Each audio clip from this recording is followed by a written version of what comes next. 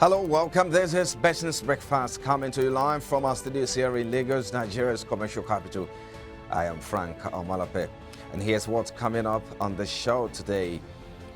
Our series on the suspension of subsidy removal of state for budget and national planning, Cinematography state position on the suspension. In an exclusive interview with iBrandTV, Minister of State, Budget and National Planning, Cinematography emphatically stated that he's not in support of fuel subsidies, saying that this will impede the infrastructure development in Nigeria. Recall last week, President Muhammadu Buhari announced the suspension of subsidy removal for another 18 months as Federal Executive Council approves about 3 trillion naira to sustain subsidy. In the first part of the show, we take a closer look at the implications of these on fiscal policy. And also coming up on the program, the Nigerian oil shale index rises by 9.1% in the month of January, its best January return in about 4 years, as positive earnings of the listed companies. The exchange continue to dominate market sentiment. So we have these and many more coming up on the show today. This is Business Breakfast. But first, let's take a look at some top business stories making the rounds. At the moment, the Nigerian National Petroleum Corporation Group has disclosed that the launch of the Petroleum Industry Act will enable private investment in Nigeria's oil scene to rise due to increased clarity in its fiscal framework. This was stated by the CEO of NNPC, Mele Kyari, in a meeting with the Nigerian Senate Committee on Upstream Petroleum, and the PIA saw President Muhammadu Buhari approve the incorporation of the Nigerian National Petroleum Company Limited in a bid to prepare the federal government for the Petroleum Industry Act. Kyari said that the passage of the Petroleum Industry Act would see the new fiscal framework enabling partners and investors make important commercial decisions. And furthermore, Committee Chairman Senator Basi Akpan lauded the NNPC's effort towards restructuring itself host PIA into a proper corporation, adding that efforts by the committee have started bearing fruit. Away from there now, Nigeria missed its crude oil output target for January 2022, pumping about 1.46 million barrels per day against a target of 1.6 million barrels per day as approved by the Organization of Petroleum Exporting Countries. Officials of the Federal Ministry of Petroleum Resources and the Nigerian National Petroleum Company Limited disclosed that the country's continued inability to meet its output target had caused the repeated plunge in oil earnings, leading to the month drop in the NNPC's remittances to the Federation account. They, however, ascribed Nigeria's protracted inability to meet its OPEC production quota to the spate of oil pipelines, vandalism, delay in the full implementation of the Petroleum Industry Act, among others. They further stated that before the PIA was assented to by the President in August 2021, some international oil companies were already developing cold feet with respect to investing in the upstream oil business. And now the Central Bank of Nigeria has unveiled an ultra-modern 420 metric tons per day capacity rice milling factory in Kano State.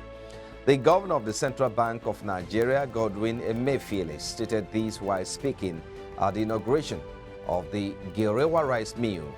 He further said the factory's construction was in line with the federal government's commitment to safeguarding the country's food security. Emefiele also asked rice mill operators to get involved in paddy cultivation as part of a cooperation with the Nigerian Rice Farmers Association to ensure a long-term supply. And in the meantime, the Nigerian Civil Aviation Authority has commenced the certification of the Lagos and Abuja airport. This was disclosed by the Director General of the Nigerian Civil Aviation Authority, Captain Nuhu Musa. As a result, he said inspectors of the regulatory agencies had started a series of regular meetings with the official of the Federal Airport Authority of Nigeria with a view to ensuring that open items discovered are closed. Musa said that technical inspections of the airport were done last year to determine some identified gaps and that action plans were expected to be developed. According to him, the NCAA is expected to carry out a review as soon as a report of the technical inspections is submitted. Recall the National Assembly had ordered the NCAA and fans to remove abandoned aircraft from airport. Well, and that's it for now with the top business headlines. And coming up in the moment, after this break, we'll take a look now at the suspension of subsidy removal for another 18 months and the implications thereof. And of course, we'll take an answer from the Minister of State for Budget and National Planning, his position on fuel subsidy in an exclusive interview after this break. Please, just stay with us.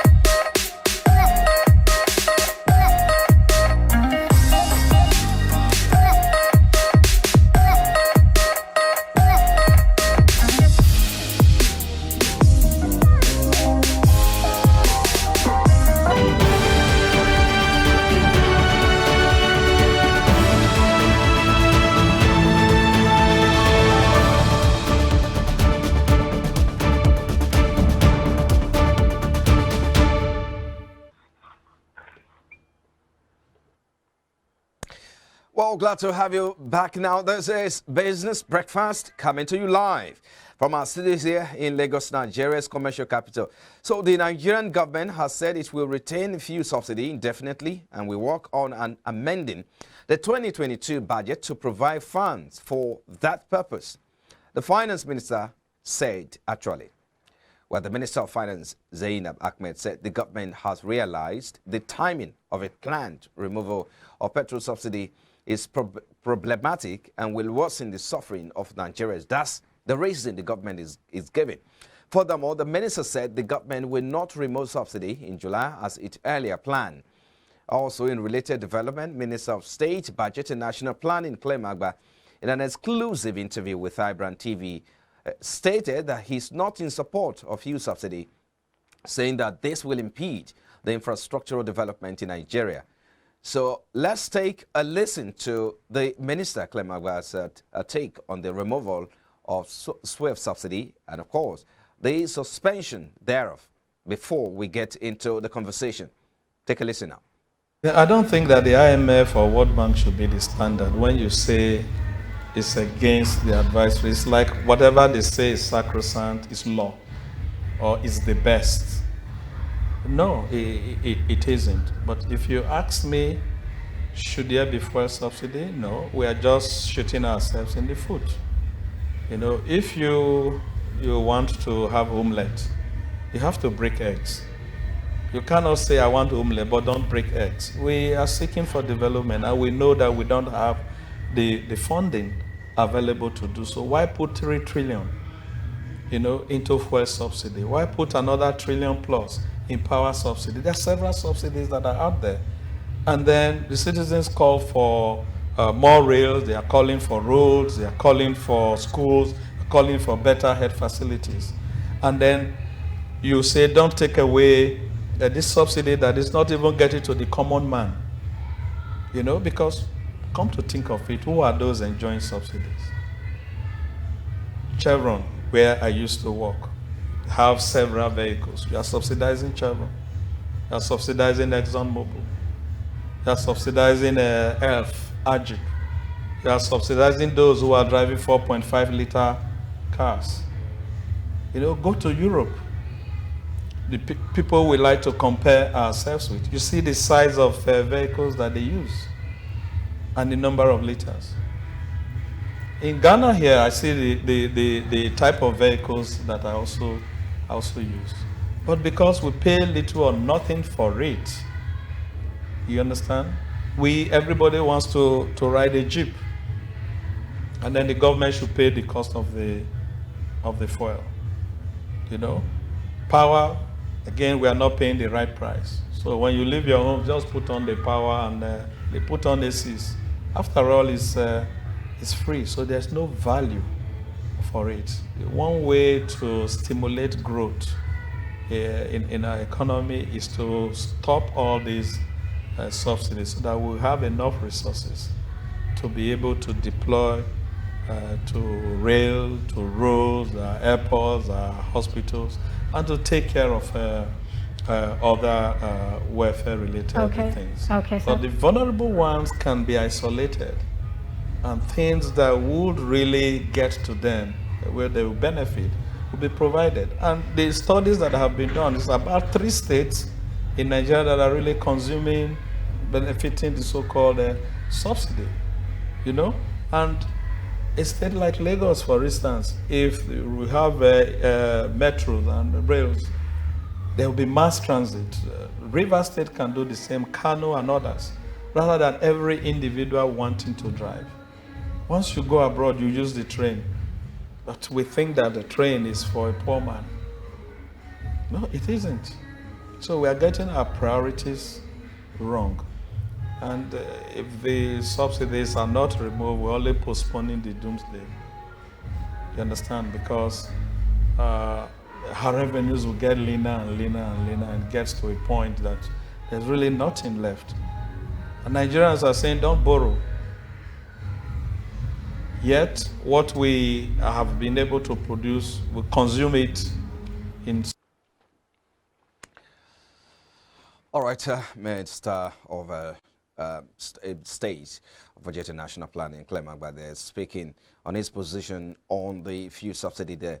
Let's bring in our analyst now, Mr. Mike Cookie. He's a policy affairs analyst and policy analyst as well.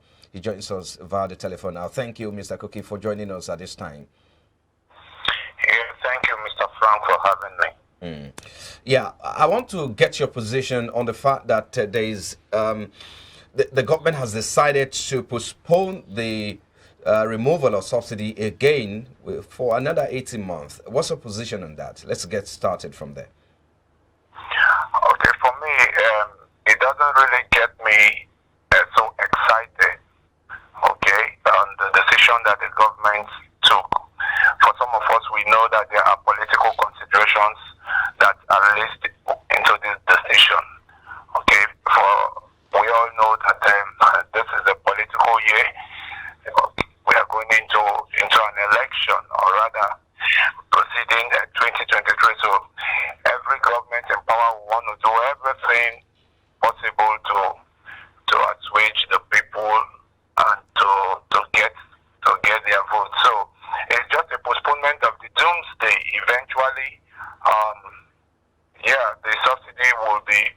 be removed. They only suspended it for 18 months. Okay, so I just feel I've never been an advocate of subsidy as it were. We have always said that government should do the right thing. All right, a country that is spending as much as 16 billion naira daily subsidizing petroleum products. That money can be channeled into other areas of the economy, and this economy needs to take a flight. But if you look at, I mean, the some of the indicators that we have at the moment, coupled with inflation, which has gone through the roof. The food inflation was around 17.37% in December. We should expect general inflation to be out in the next 2 weeks, as it were. If we look at the interest rate and the unemployment rate, I mean, these are clear indicators that we should be able to continue to maintain this subsidy. I mean, these are cogent reasons that the government is giving as well. What's your take on that? Are these reasons not cogent enough? Well, Frank, yes, for the fact that government has refused to do the right thing, okay, and put the right policies in place, they will still be subsidizing. But subsidy is not the right way to go, especially for an emerging economy like Nigeria. When you look at other countries around the world, I mean, our contemporaries that are oil producing nations, they also have refineries that are working. And why government is still subsidizing heavily is because they failed to fix up our refineries. I mean, presently the price of crude oil in the international market is taking an upward increase, $91. And it's projected that it will hit $100 maybe before the mid of this year, which is supposed to be a plus again to Nigeria, to our economy, because we are the fifth largest producing country when it comes to crude oil. But there is nothing to show for it, because our refineries are dead and moribund. The excess that is accrued, or that will be accrued on the sale of the crude oil, will be used to pay off the subsidy. So until government choose to do the right things, I think they will still be subsidizing. Because the amount they are spending on subsidy, it is quite huge. 3 trillion naira is what is being budgeted in this year's budget as payment for subsidy. And I think it is not proper. So suspending it for 18 months is just more like postponing the evil day, because eventually the governments they can't sustain it, and they may eventually take off the subsidy. And of course, the ripple effect will be that there will be a spike in the price of petroleum produce and all of its kind. Eventually, it will be removed. I mean, you talk about the fact that the government, of course, is yet to fix some of these refineries as well. But if you say that the government needs to do the needful, which is to to address some of the fundamental challenges with our refineries and all of that, if you have said that, don't you think that the government is as well handicapped in generating funds to also address that problem? Because it's a challenge of raising revenue generation now, because the government position is that before now, the oil prices was hovering around 50, 60, and probably that may not be enough to fix all of this problem. Okay, so Frank, presently the budget was pegged at $62. That's per barrel. That's what the budget was benchmarked, with an estimated 1.8 million barrel production per day. But That's as right. we speak, in the international market, the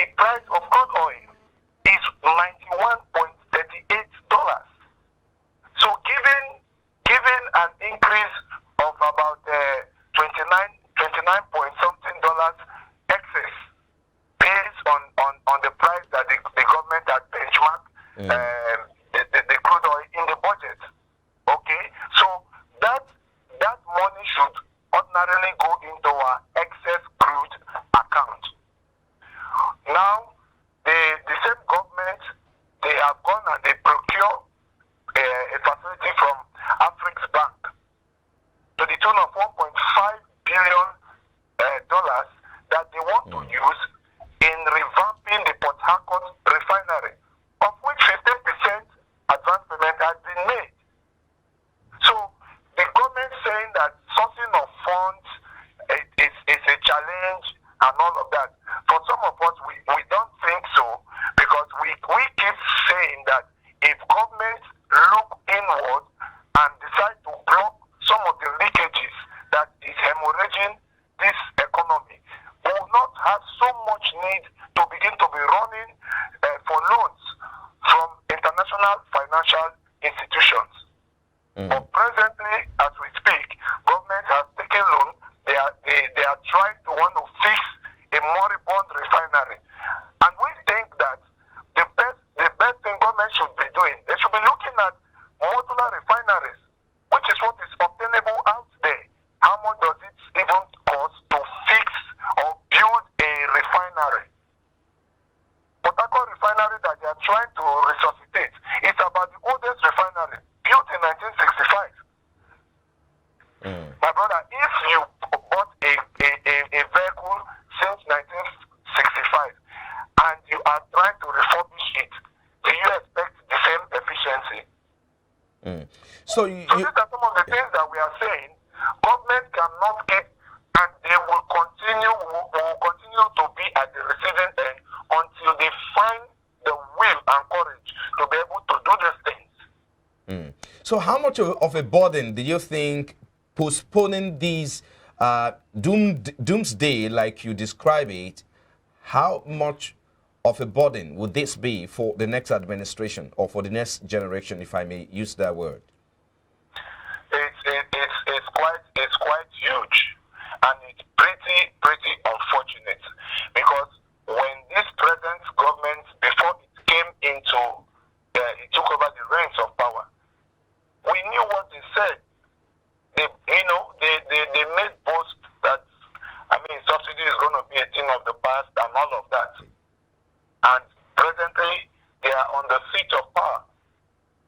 Rather, we are seeing an astronomical increase or rise in these things.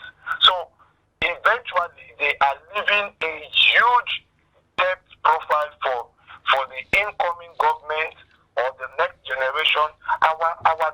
We are running a deficit budget as it were.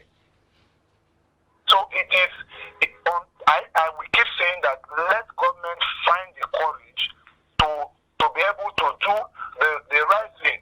If only one state in the United States of America, Texas, have as much as 18 refineries, functioning refineries, just a state, then a country like Nigeria, that we are the 5th largest producers of crude oil, there's nothing we can. The entire total 4 refineries that we have, the production capacity is below 40%. By now, we expect that we should have been able to build, at least have new refineries come on stream. You are contracting a Technomont SPA company in Italy to come and revamp a Port Harcourt refinery.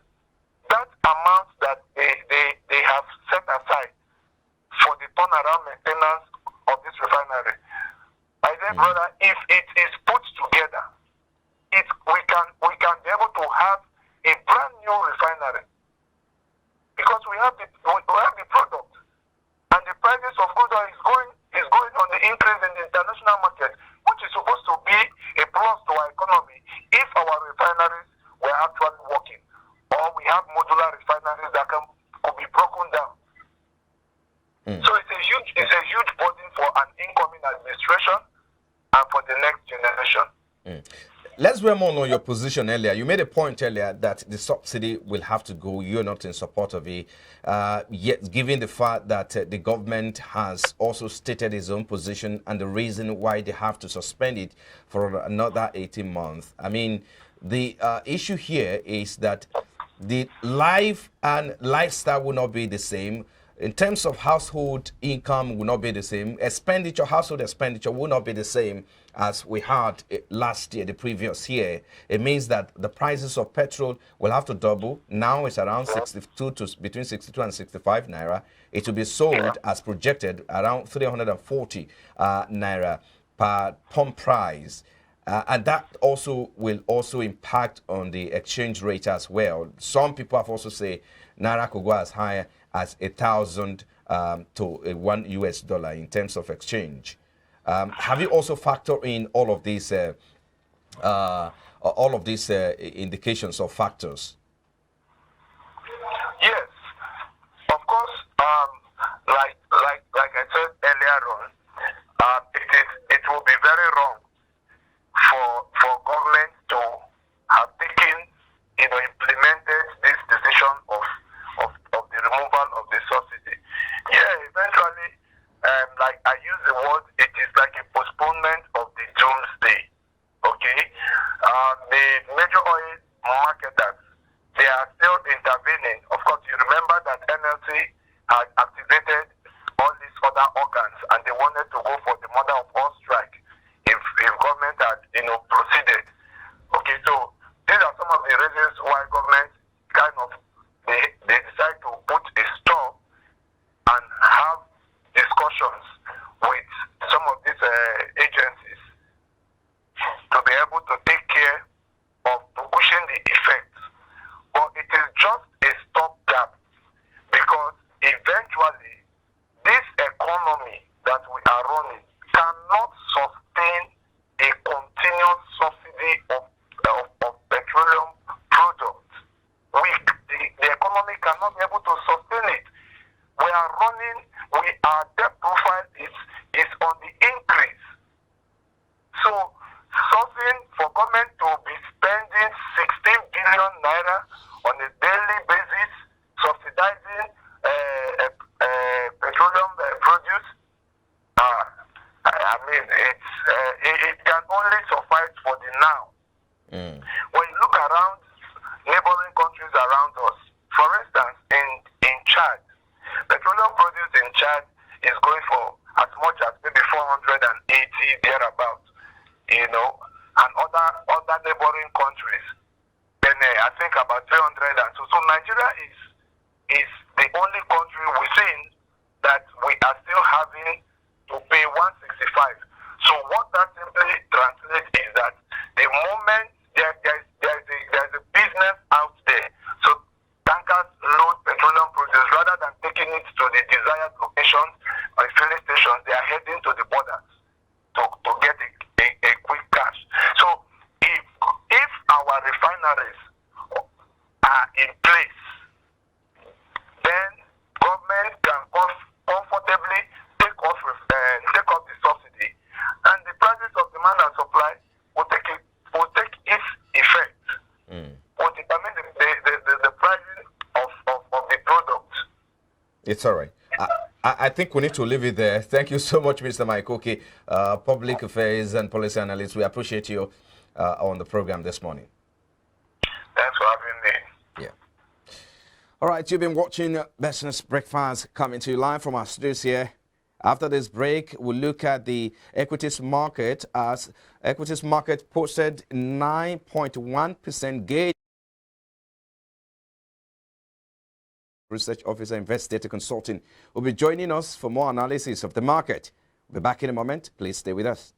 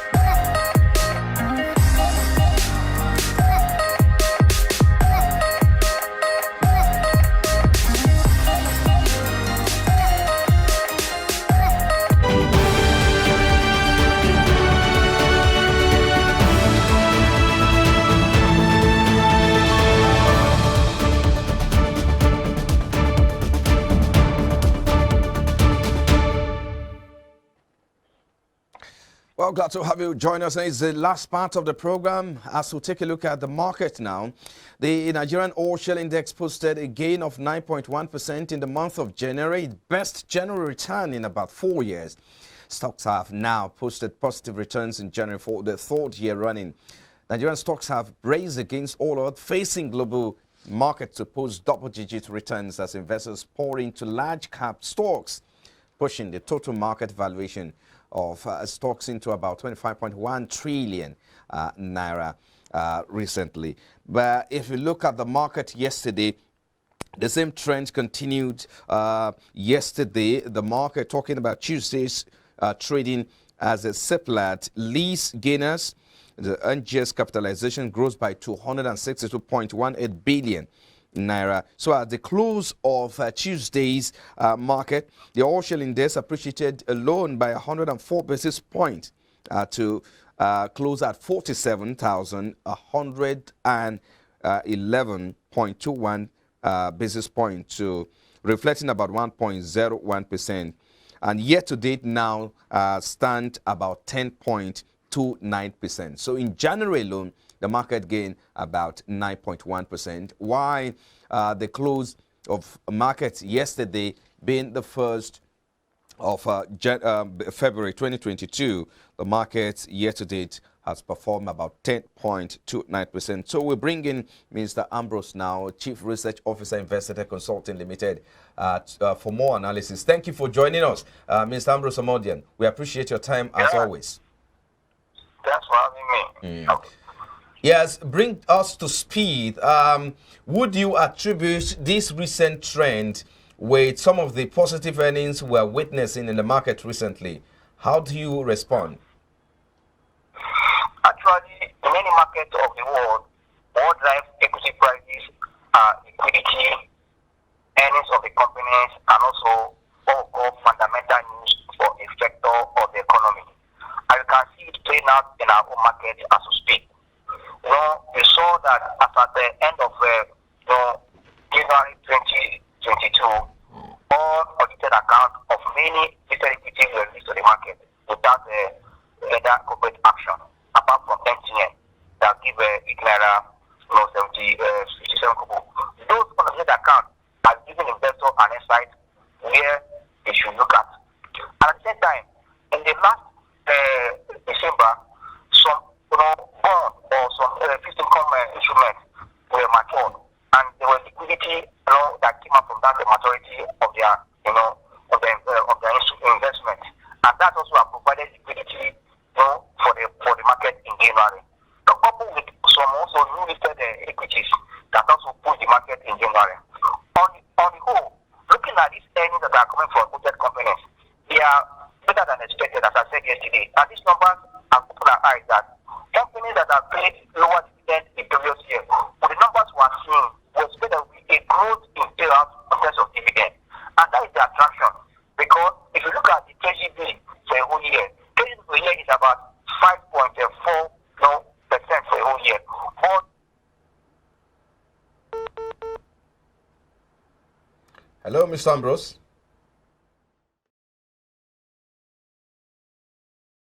Okay, I guess we lost connection with you, Mr. Ambrose there. But let's quickly take a look at some of the, just before we bring him back again, let's look at some of the earnings. EcoBank delivers a massive spike in profit after tax by 324% to around 143 billion naira in 2021. If you look at the result, the 2021 result shows a recovery by the bank from COVID-19 hit in 2020, which saw gross earnings at 841 billion naira, and a negative movement along the line, leading to dip in profit before tax, or by 57% to 66.6 billion naira. On the back of continuous adoption of digital banking services as well as innovation, the bank rebound in 2021, delivering huge gross earnings of 13%. That's about 952 billion naira at the close of the year 2021. So we're seeing financial result of these companies as well. But let's look at key highlight of the report. Total operating income grew by 13% to close at 333 billion naira from 295 billion naira from the previous. So then let's move away as we look at Okomo Oil. Hello, Ms. Ambrose, are you there?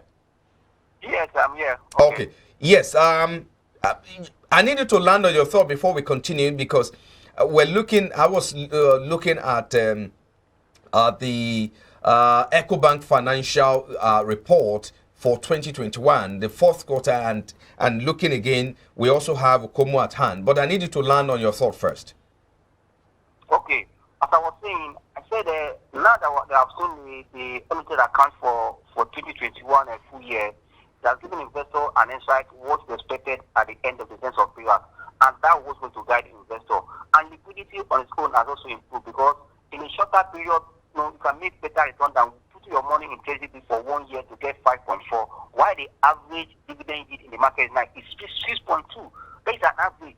That means some companies can give you a dividend of 12%, 10%, far above, and you stay between months from here to April year. They pay your dividend, you sell out your position. On that note, people are seeing equity side as where they can position now, especially now that the MPC meeting is still ahead in March. February is a good one for them to make money before another MPC in March, for whether they will alter the rate. But for me, MPC might not alter the rate in that March. But for now, people are taking advantage. I think the rate is retained, and it's opportunity that inflation has just have an uptick last time. For that, people are taking advantage in the equity market. That is the beauty of the stock market now, because earnings is what price feed on. Other on the long run, on the short run, price feed on earnings. Let's look at how investors are smiling home with a very massive spike in terms of profit after tax return with EcoBank's financial report. So how would you, if you look at some of the key highlights of the report, deposit from customers was up by 13% to around 8.3 billion in 2021 in the report. We also look at the total non-operating income grew by 13% to close at 333 billion from the previous of 295. And so how strong is this, or how impressive is this report? Yeah, for me, I would say this is a very fantastic number from Eco ETI, Eco Transnational Corporation, and I would say it's also a pointer where the company or the bank is going, because this is what we call a regional bank, that is not only in Nigeria. This is a bank that has almost like in 54 or more than 50 countries in Africa and beyond. On that note, they have a lot of business to do.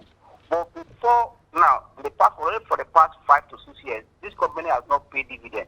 Not that they are not making money.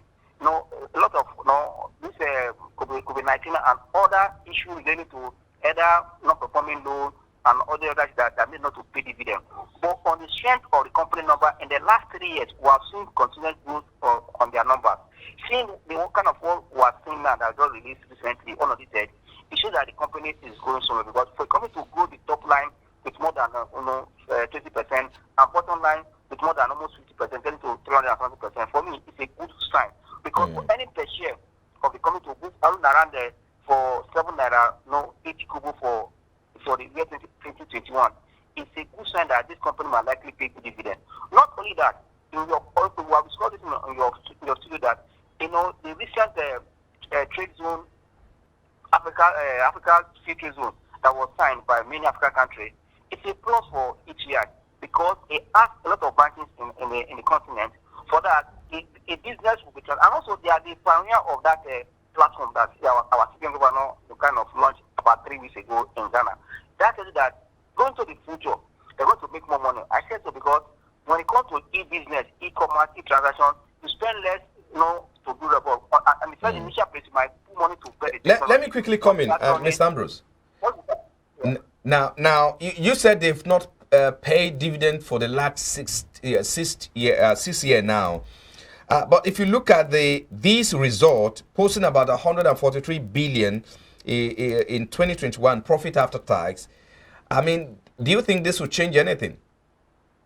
this will do a lot of change. Not anything, a lot, because a company or a bank that is having 7 naira 80 kobo as any per share. You know, when investment, when you are analyzing a company's results, what you are as an investor are interested is the profit after tax. You know, we are taking care of government tax, you have paid your transaction costs, you have paid everything. At the end of the day, you want to see what is the profit after tax. That means you have covered all the expenses that you need to do. That is what investors are looking at. And at the end of the EcoBank for 2021, they have almost 143 billion, resulting to or translating to 7 naira, 80 kobo any per share. A company, no matter how conservative the bank is, they will pay less than 2 naira from 7 naira.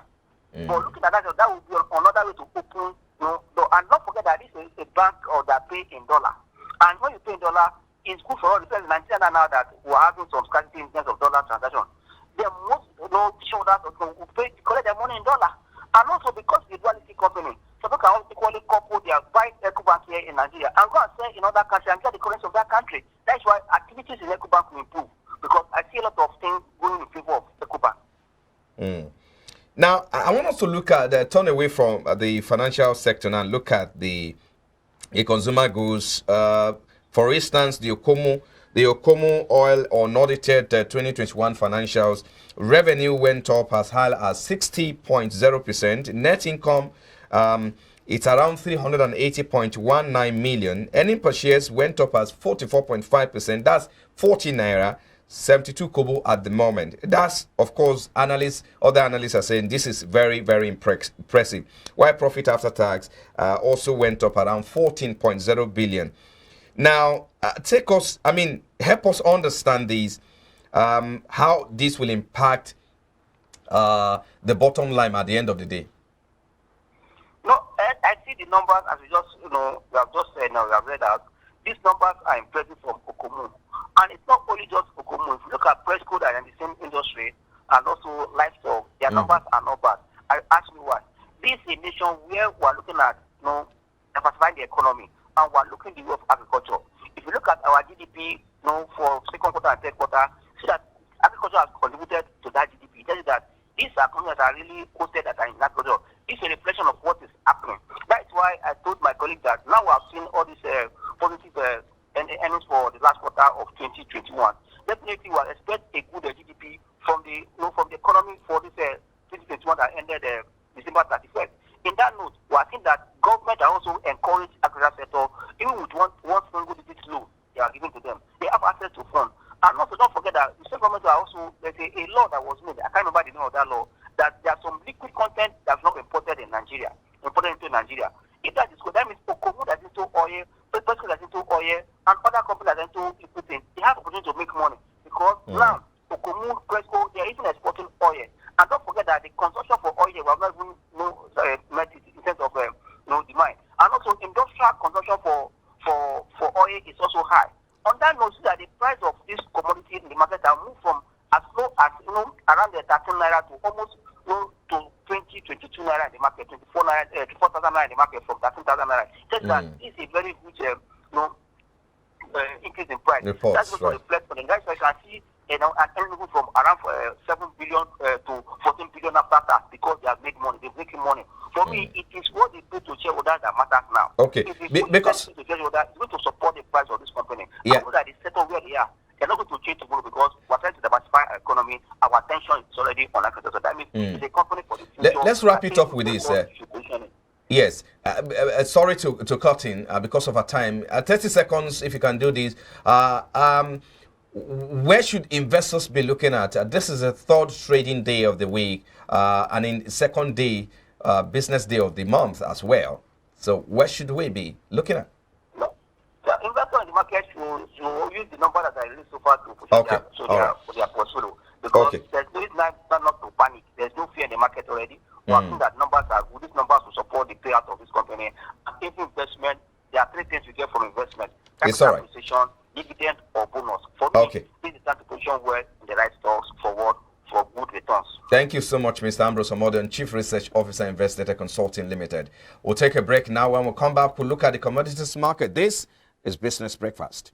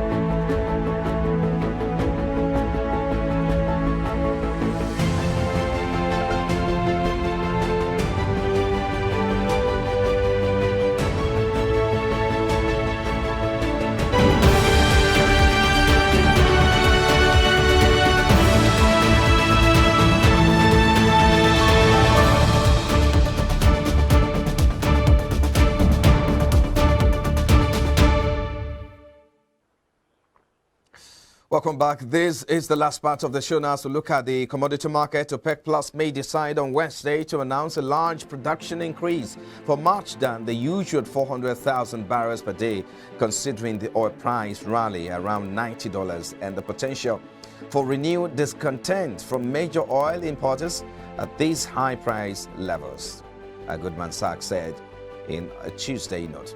According to the investment bank, the odds of the outcome of the February second monthly OPEC Plus meeting remain evenly balanced between the usual 400,000 barrel per day increased in production for the following month and a larger production high. The producers group may also be growing more concerned about the hawkish central bank shift that could lead to slower global growth and oil revenues later this year, according to the same statement. Despite the potential of a higher than expected output increase that could depress oil prices, the Wall Street Bank remains very bullish on oil. A strong demand so far this year, falling COVID-19 cases and U.S. oil producers' earnings, or reinforce the need for sharply higher prices. Well, and that's how far we can go today on the program. And thanks for watching. I am Frank Omalape. We'll be back again tomorrow. See you again.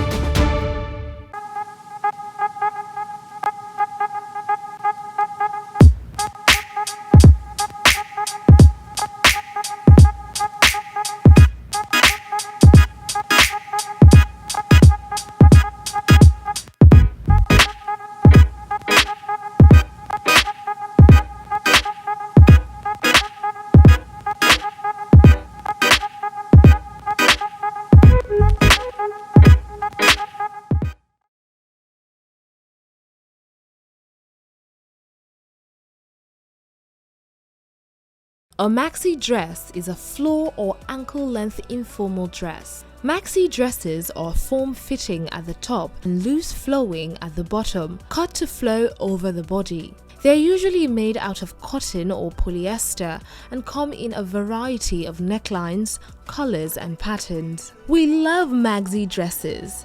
They've been everywhere for the past few years and for good reason. The maxi dress first became popular during the 1960s when it was designed by high-end fashion designer Oscar de la Renta. The dress continued to remain popular through the 70s until it went into a bit of a recession during the 80s. During this period, play suits became more popular and these were ultimately replaced by mini skirts during the 90s. It wasn't until recently that the maxi dress began to make a comeback.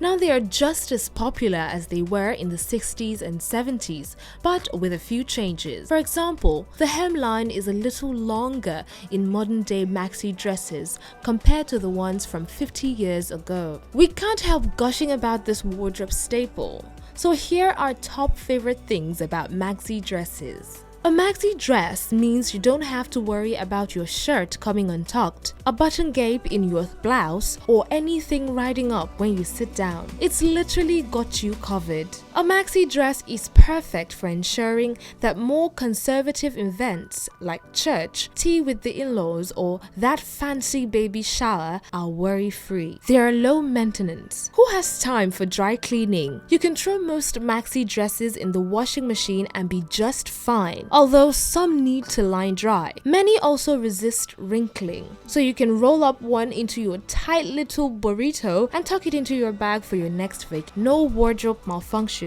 A maxi dress means you don't have to worry about your skirts coming untucked, a button gap in your blouse, or anything riding up when you sit down. It's literally got you covered. A maxi dress is perfect for ensuring that more conservative events such as church, tea with the in-laws, or fancy baby showers are worry-free. They're classic. As much as we love a good trend, maxi dresses date back to the 70s and aren't going out of style anytime soon. They have major staying power due to the wide variety of patterns, styles, colors, and fabrics available. A solid color maxi in a classic shape will see you through changing fads. All you have to do is update an accessory or two. Now, because maxis come in so many different styles, you'd want to give some consideration to where you're planning to wear them to. For example, if you're planning on wearing your maxi at night, you may want a more formal maxi dress, such as one with sleeves or one that is made of a luxe fabric. For everyday daytime wear, go with a casual and versatile maxi dress. To complete the casual look, try pairing your dress with a set of flat sandals and an everyday handbag. Finally, consider whether you'll be wearing heels with the dress. Adding heels will raise you off the ground a bit, so you'll want to consider the length of the dress and make sure it still looks okay before heading out. All of the nude and taupe and natural tone sandals and wedges are great because they go with so many things, and those wedges can work their ways into jeans as well.